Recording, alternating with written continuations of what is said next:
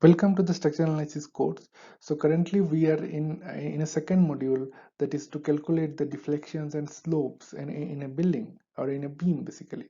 So before the classes, earlier classes, we have discussed what is the equation for the beams, and then using the equation of beam we solved using the double integration method how you can exactly calculate the shear forces and bending moments on a structure. Then in the last class we have discussed another method, that is moment area method, to finding out the deflections and slopes. And then we discussed what are the advantages and disadvantages of each method, in which situation you could use the double integration method, and in which case you use the moment distribution area moment area method. So in this lecture today we'll discuss the last method for the calculation of deflection and slope, that is conjugate beam method. So let's get started. So this method is based on the similarity principle of structural analysis. So what do I mean by similarity principle? So let's review first very basic things about the structural analysis. So for example, what is moment? So moment is no, we know that it is a force into distance, right? Force into distance, we call it moment. So now if you have a very small moment we denote it as dm. Dm equal to v into dx, right? For a small distance, if you take a small section on a beam, so maybe a very small section if you take, then we can write dm equal to v into dx, right? Then what is v? So v is physically shear force, right? Shear force dm by dx. So this is one expression we can use, right? V is a shear force and dm by dx. So from simply this expression we can get it, this final expression, that is v equal to dm by dx. Now what is v? V is a shear force, right? V is the shear force.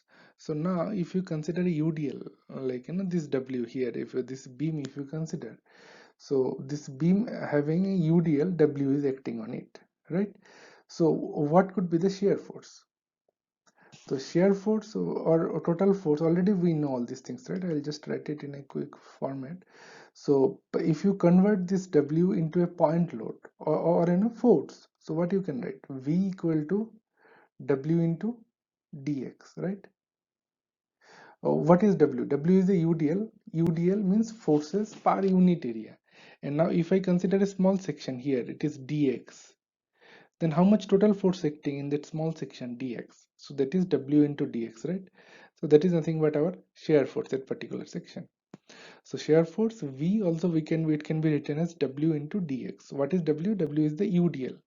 So UDL means uniformly distributed load, or okay, so that is basically force W into total length. You will get the total force acting on a particular segment.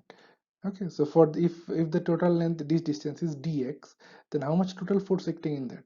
So W is the unit force per length, per area, per length, and the length here is dx. So total force acting in this small segment is W into dx. So our shear force V can be denoted into equal to W into dx. Okay, so these two equations now we will use extensively. So that's why I just recapitulate both the equations. One is V shear force equal to nothing but dm by dx. This means change in moment, we call it shear force. So that's what dx dy dx. So that is a derivative of moment is nothing but a shear force. And similarly, shear force equal to w into dx. So these two expression now we'll use extensively in our equation. So this is the equation, dv by dx equal to w. So this one. So dv, so small force dv by dx equal to w. So that's what we have derived here. So from here, if you take a small segment, so it will be dv by dx is nothing but w. W is the UDL, uniformly distributed load in a beam, right? So this expression is written here, dv by dx equal to w. So w is what? W, this is a real beam. So real beam, and w is as a UDL, right? UDL is acting upward or any upward direction we consider. Okay, so w is acting is a UDL, and then we can write dv by dx equal to w. Right, from this is the real beam, from this beam we can write this expression, right? Now from this expression again we know what is V. So from here we know that V equal to dm by dx. So if you substitute V value with dm by dx, what you will get? You will get d square m by dx square equal to w, right? Just if you substitute v with this expression dm by dx, so what you will get? D square m by dx square equal to this expression you will get. So from this real beam, so this is the original beam, which is simply supported beam. One end is hinge, another end is roller, and the UDL is acting, that is W is the UDL. Please note it down all the parameters very carefully. So here UDL is W and total length of this beam is L given.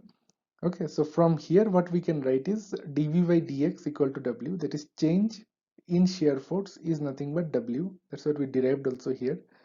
And from here if you substitute the value of V equal to dm by dx in this equation, you will get this is the expression d square m by dx square is equal to W. Right, these two expression we have just now saw. So from this, and already we have derived the beam equation, right? What is the beam equation? In the last class we have derived.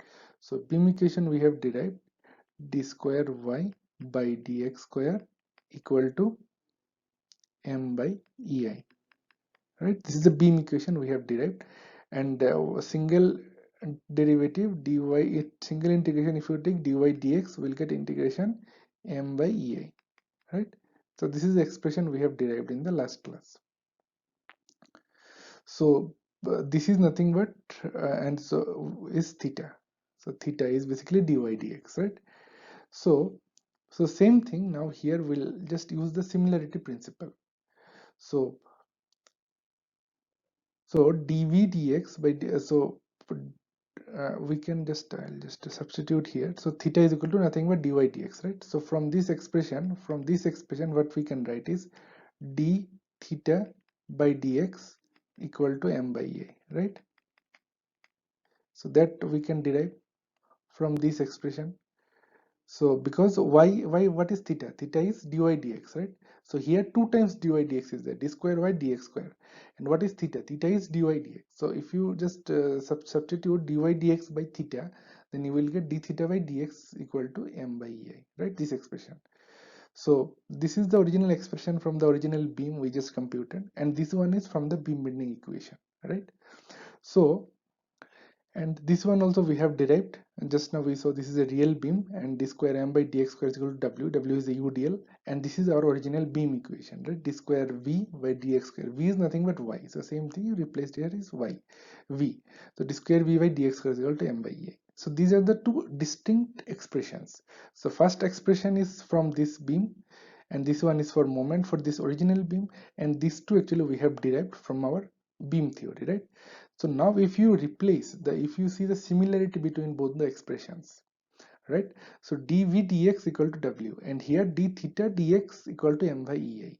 So from similarity between these two, what you can do is so you can consider an arbitrary beam. So this is the real beam, and now imagine a, a arbitrary beam or a random imaginary beam. So this is an imaginary beam. Just consider the length is L, it is same, and this is an imaginary beam where UDL is acting. So this UDL magnitude is m by ei. Okay, so this is the expression. So from here, similarity between both, what you will get? So this is another imaginary beam where W equal to m by ei, whereas V is the shear force, but in the imaginary beam it is theta, right? So when I'll solve a problem, this concept will be more clear to you. So this is just a similarity between from this beam to this beam. So this one is the original beam, so this beam we are talking about. And next, this beam we are talking about, this is a hypothetical beam. So this is not a real beam, this is an imaginary beam we have assumed, where we replaced W with the UDL now m by ei. So this is UDL is acting, and the magnitude here is m by ei. Okay, and d theta by dx. So this is a imaginary beam. So in that imaginary beam, if we find it out, shear force V at any location, that will be actually the theta in a real beam. So similarly here also, if you see, this is a real beam, d square m by dx square. So this, if you see, both are similar equations, right? So if you replace m with a deflection y, then what you will get? So this is the imaginary beam. This imaginary beam, if you compute the moment at any particular moment, this particular section at any moment, so that moment is equivalent to the deflection in the real beam. Okay, so in other words, what I can say is this is a real original beam. So we can draw a similar imaginary beam which is very similar to real beam. If real beam UDL is acting W, then in the imaginary beam the UDL is acting as M by EI, right? So this is from similarity between these two equations we just drawn this imaginary beam. So this imaginary beam is nothing but called conjugate beam. Conjugate beam. So the one is the original beam, and from original beam we draw a conjugate beam. So in the conjugate beam, what is the loading? Loading is nothing but M by EI. So whatever M by EI diagram of original beam, that will be acting as a loading in the conjugate beam. So in the conjugate beam, now if you find it out shear force at any particular point, that shear force is equivalent to theta, slope in the original beam. Similarly, if you find it out moment at any point in a conjugate beam, this is equivalent to the deflection in the original beam. So, we have a two theorem for this equation for this theorem. Theorem one is the slope at any point in a real beam is numerically equal to the shear force at the corresponding point in the conjugate beam. So there is two beam. One is real beam. So this one is a real beam, whatever we saw. So from real beam we have to draw a conjugate beam. So what is conjugate beam? Conjugate beam, the loading will be whatever loading is there, na? So this original beam loading is W. So we have to find it out the moment diagram of this beam. So M by EI diagram of the original real beam will be the loading in the conjugate beam. So now this is our conjugate beam. So in this conjugate beam, for example, you want to find out what is the slope at this point. So what will you do in the same point in the conjugate beam? What is the shear force? That shear force is actually equivalent to what is the slope at this point. Similarly, as per the theorem 2 in the conjugate beam, so whatever moment will be generated in the conjugate beam at particular point, so that same moment is actually equivalent to the deflection at the real beam. So using this method, first for what are the steps we have to follow? First one is original beam will be given. So we have to convert original beam into a conjugate beam. So basically we have to draw the M by EI diagram of the original beam. So whatever M by EI diagram you get, that will be the loading in the conjugate beam. And you have to replace the supports also. So next slide we'll see how you can replace the supports. So now once you draw the conjugate beam, so now it is very easy to find it out the shear force and bending moment at any point. So shear force and bending moment at any point will be the simply the deflection and the slope in the original real beam. So let's see in the next slide. So how the supports are changing from real beam to conjugate beam. So if in a real beam, if a support is pin joint, so in the conjugate beam also support will be pin joint. There is no change. If a real beam the support is roller support, then in the conjugate beam also support will be roller support. Why? In the real beam, whatever is theta and delta, theta is slope, delta is deflection. Conjugate beam, same parameter is basically shear force and moment. So in the real beam, so this is a real beam. So this is in real beam, this is a pin joint, right, or hinge joint. So hinge joint, there is no deflection. Deflection is zero, but slope is not zero. Already we discussed in the earlier classes. So slope at this point is not zero, whereas deflection is zero, right? So, but in the conjugate beam, deflection is equivalent to moment. So moment is zero, as slope is zero means moment also zero, but deflection is not, slope is not zero. That's why shear force has some value, right? So that's why it is the same pin support. So similarly, roller support also there is no change in the conjugate beam, but in the fixed support, so this is a real beam fixed support. Fixed support has zero slope, zero deflection, right? But in the conjugate beam, it will be free. If in the real support, if it is fixed, then in the conjugate beam, that end will be free. There won't be any support. Similarly, in the real beam, if it is free end, then in the conjugate beam, it will be fixed end. Right? So these are the conversions. What is the real beam and what is the conjugate beam? What the support will be. Why? Because for example, if you see this fixed case, So in the real beam, it is fixed. Fixed means there how much is the reaction? How much is the delta? Deflection is zero at this end, slope also zero at this end. So correspondingly, in the conjugate beam, shear force also zero, moment also zero, right?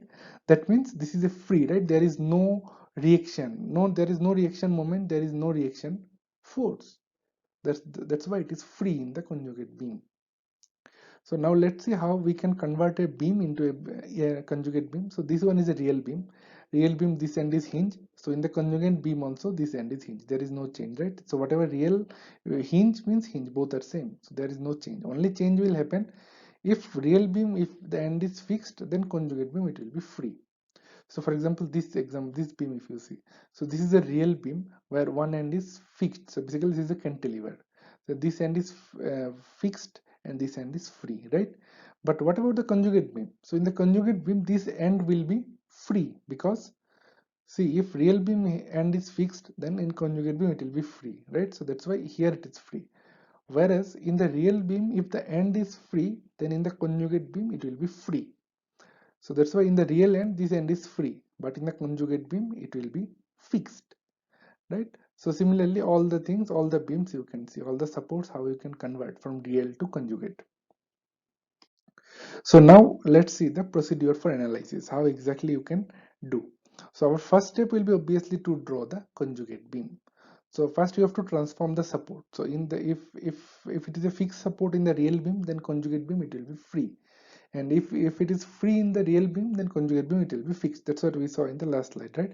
So our first step will be to draw the conjugate beam. So in the conjugate beam, we'll just first we'll draw the support and then you apply the loading. So what will be the loading in the conjugate beam? So loading will be simply M by EI diagram of the real beam is nothing but the loading in the conjugate beam. So once you draw the conjugate beam, then using equilibrium equation, find out what is the reactions at the conjugate beam and then find out the shear force and bending moment.